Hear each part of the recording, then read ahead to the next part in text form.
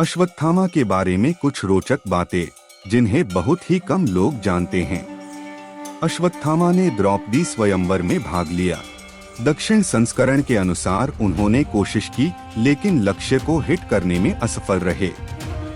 कर्ण के विपरीत अश्वत्थामा कभी भी दुर्योधन की साजिशों में शामिल नहीं था, चाहे वह लक्ष्य गृह, चौसर खेल या घोष यात्रा हो।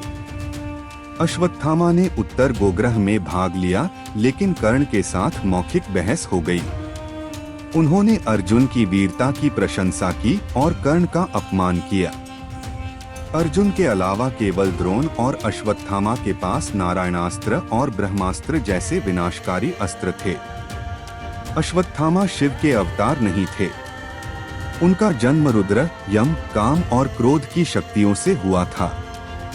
अश्वत्थामा ने अर्जुन के साथ कभी भी द्वंद्व नहीं जीता, हालांकि उन्होंने कई बार उनसे युद्ध किया। कर्ण अर्जुन की अंतिम लड़ाई से पहले अश्वत्थामा ने दुर्योधन को पांडवों के साथ शांति बनाने के लिए मनाने की पूरी कोशिश की। अश्वत्थामा ने 14वें दिन कर्ण और दुर्योधन को अर्जुन से बचाया। उन्होंने कर्ण के साथ अपने मतभेदों को दूर रखा और युद्ध के मैदान में उनकी मदद की। हम चौसर हॉल में अश्वत्थामा की उपस्थिति महसूस नहीं करते, हालांकि उन्होंने अन्य लोगों के साथ दूसरे पासा खेल का विरोध किया। दुर्योधन के लिए अश्वत्थामा के सॉफ्ट कॉर्नर ने उन्हें अन्य सभी भावनाओं और अपने वास्तविक स्व को भूल जाने पर मजबूर कर दिया। वह कभी भी पांडवों के खिलाफ नहीं था और उसने दुर्योधन के तरीकों को सुधारने की कोशिश की, उसे युद्ध रोकने का सुझाव देकर।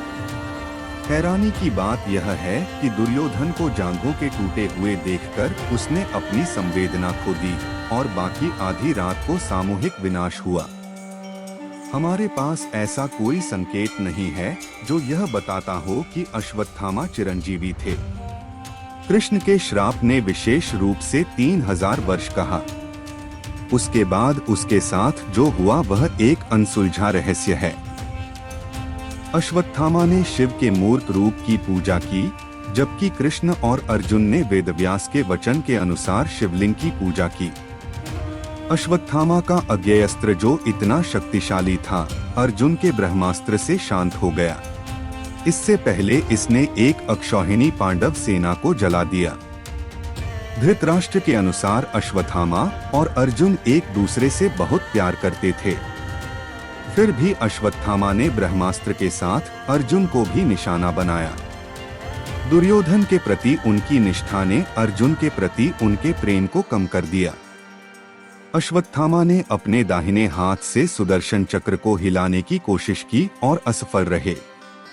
वह सुदर्शन को धारण करके अजय बनना चाहता था।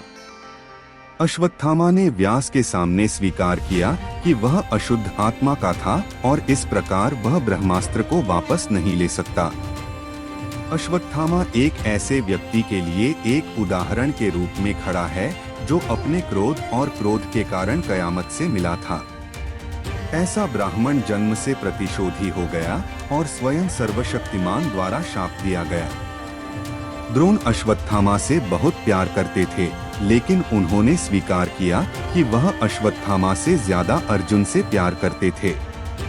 उन्होंने यह भी कहा कि अर्जुन ने अश्वत्थामा से बेहतर उनकी सेवा की। दोस्तों, अगर आपको ये वीडियो पसंद आई हो तो लाइक करके शेयर करें, कमेंट करके अपनी राय दें और हमारे पेज को फॉलो करना न भूलें।